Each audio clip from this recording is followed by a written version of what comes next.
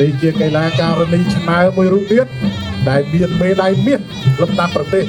បានសម្ដែងជាលក្ខណៈប្រើអាវុធដែលមានមុខមុតគឺផ្ទះនេះហើយជាប្រវត្តិសាវតារមកពុទ្ធបរិសតែប្រើផ្ទះរាប់ពាន់ឆ្នាំណាស់មកហើយគឺខ្មែរប្រើផ្ទះនេះឯង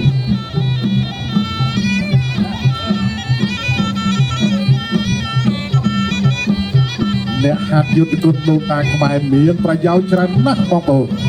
សម្រាប់រាងកាយនិងស្មារតីហើយក៏ជាសិល្បៈតស៊ូមួយដ៏អស្ចារ្យអ្នកចេះយុទ្ធគុណដូនតាខ្មែរអាចយកមកប្រើប្រាស់ការពារខ្លួនអ្នកហាត់យុទ្ធគុណដូនតាខ្មែរមានភាពរហ័សរហួនមើលម៉ាត់ម៉ត់ចង់ខ្លាំងក្លាហើយដូចនេះហើយអស់ពេលជាច្រើនឆ្នាំលោកគ្រូប្រធានចារ្យសាស្ត្រាចារ្យយុទ្ធគុណខ្មែរទាំងអស់លោកគ្រូអ្នកគ្រូបានពោលគំនិតគ្នាផ្ដួចផ្ដើមទាស់តបកាយស្រាវជ្រាវរៀបរាប់ចងក្រងកសាងដើម្បីរួមចំណែកអភិរក្សនិងអភិវឌ្ឍដែលបានដែលទៅយុ